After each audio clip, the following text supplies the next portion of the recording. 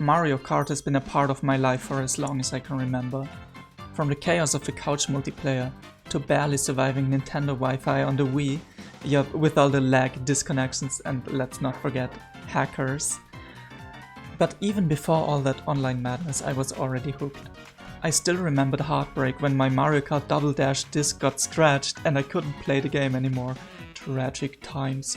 But despite all that, or maybe even because of it, I've built up some serious nostalgia for these tracks.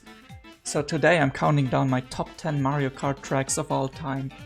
These picks are 100% my personal opinion based on vibes, memories, and the number of times I dodged blue shells. Let's dive in. Starting off strong at number 10 we got Big Blue. And let me tell you, this track does not care if you're tired, slow, or still trying to remember which button drifts. From the second the race starts, it's like you've been launched straight into an F-Zero fever dream. The speed, the soundtrack, the visuals, it's all just go, go, go. And then there's the boost pads. So many boost pads. You're basically surfing on pure velocity the entire time. Hitting one after the other in perfect rhythm is so satisfying, it feels like the game is high-fiving you every second. Unlike most tracks, Big Blue isn't just a loop. It's a straight sprint down a futuristic roller coaster, which makes every lap a unique experience. Is it chaotic? Absolutely.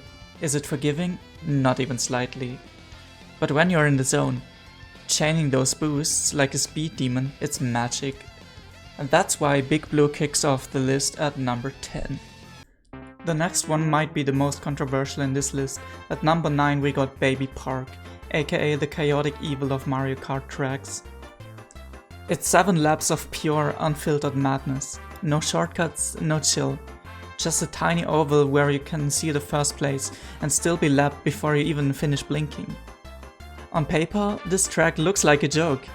It's short, it's simple. But in practice, it's an item apocalypse.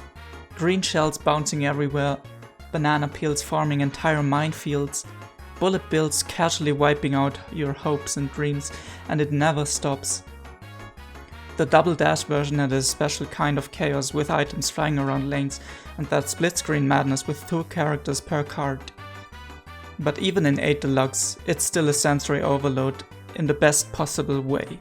Baby Park isn't about skill, it's about survival. And honestly, that's why I love it.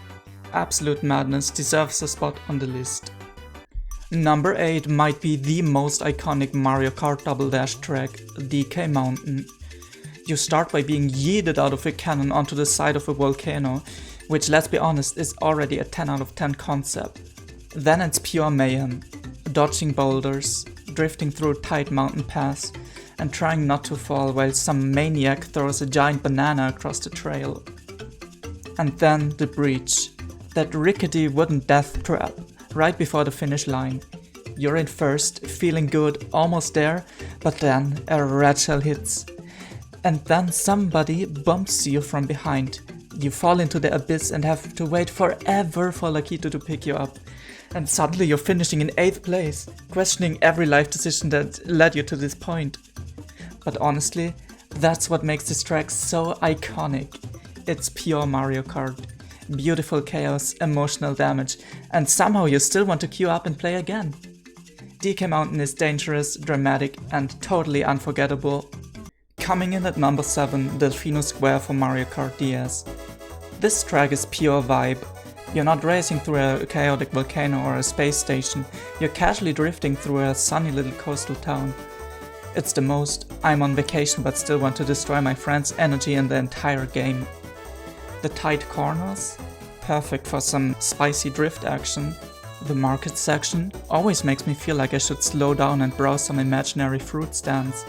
And let's not forget the iconic shortcut over the bridge. If you time it right with a mushroom, it feels like the smoothest move on earth. It's got charm, it's got style, and it's got fun. Delfino Square might be not the flashiest track out there, but it nails that perfect balance of relaxing and competitive. Also, that background music, certified chill. I could loop it while doing my homework, or crying over homework, either works.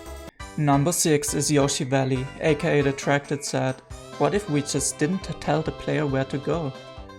This one's basically a mushroom-fueled maze, and I absolutely love it for that. You're dropped into this wild open valley with multiple paths, bridges, turns, and no clear right way to go. And back on a Nintendo 64, the game didn't even show you who was in which place until the end, which made it feel like a total free-for-all. What makes this track so fun is how replayable it is. Every time you race, you can try a different route, cut a new corner, or fall off in an entirely new and exciting way. It's a track that rewards curiosity. It wants you to explore. And the fact there's no single best path makes every race feel like a bit of a personal experiment or a poorly planned jungle expedition.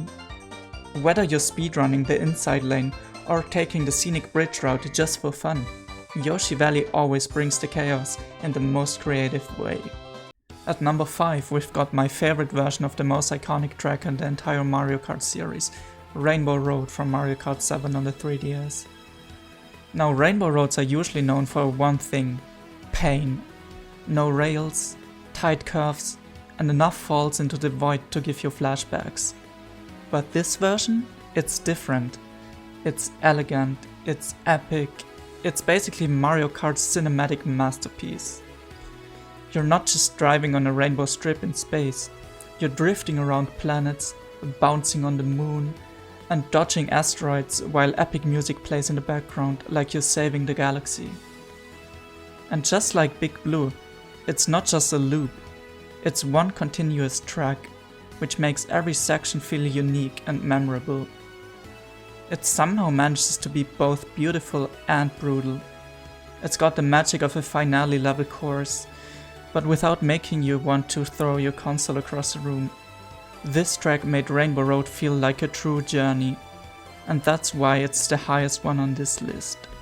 At number 4 we got Bowser Castle from Nintendo 64, and hands down, this is my favorite Nintendo 64 track. It's dark, it's dangerous, and it has a big castle energy. The lava, the eerie music, the sharp corners, it all just screams, "You're not welcome here, but good luck anyway." And let's talk about the thwomps. Not just standing around, they slam down with perfect timing to crush your hopes and dreams. Dodging them feels like an action sequence, and it adds real tension to every lap. The layout itself is a perfect balance of challenge and fun. There are tricky turns, narrow corridors, and that signature slightly cursed Nintendo 64 physics that somehow makes it even better. You can't just brainlessly boost your way through this one. You've got to stay alert. And that's exactly what I love about it. It's dramatic, it's iconic, it's peak Nintendo 64 Mario Kart. At number 3 we've got Maple Treeway, aka the coziest high-speed roller coaster through autumn leaves you'll ever experience. This track has everything: giant trees, bouncy branches, wigglers chilling on the path like they own the place, and that beautiful orange glow that just feels like fall. From the moment you get launched out of that cannon into a sea of rustling leaves, it's like the Mario Kart equivalent of jumping into a pile of nostalgia. The wooden bridges and the twisted tree branches make for a super satisfying drifts, and the whole course just flows in a way that feels buttery smooth. Until, of course, someone hits you with a lightning bolt midair and you fall into the void. And can we talk about the music? It's like a warm cup of tea, if that tea had bananas and red shells flying through it. Maple Treeway isn't just a track, it's a vibe, and it absolutely earns the spot in the top 3. Number 2 is the breathtaking, the majestic, the literal mountain descent that is Mount Wario. This track isn't just a race, it's a cinematic journey. You start by leaping out of a helicopter at the snowy summit, and from there it's one continuous ride through the alpine forests, icy caverns, waterfalls, ski slopes, and even a dam. And the best part? It's not a loop. It's a one-way, top-to-bottom adventure, where every section feels like its own little set piece. Visually, this track is stunning. The glistering show, the distant mountains, the rushing water, Every corner feels like it could be a postcard. And yet, for all its beauty, it's also a technical masterpiece. There are boost pads on icy turns, tricky jumps between cliff edges, and slalom gates that make you feel like you're actually competing in the Winter Olympics. Mount Wario is what happens when Mario Kart goes full cinematic mode. It's fast, it's fun, it's absolutely gorgeous.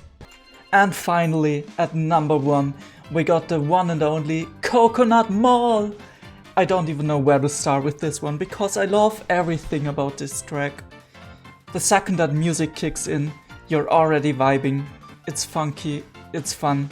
It's got that I'm doing absolutely nothing productive today mall energy, and I'm here for it. The layout, chef's kiss, 2 escalators to choose from, and yes, I always pick the wrong one. Hidden shortcuts through the storefronts, and those jumps at the end through the parking garage. It's just a non-stop entertainment.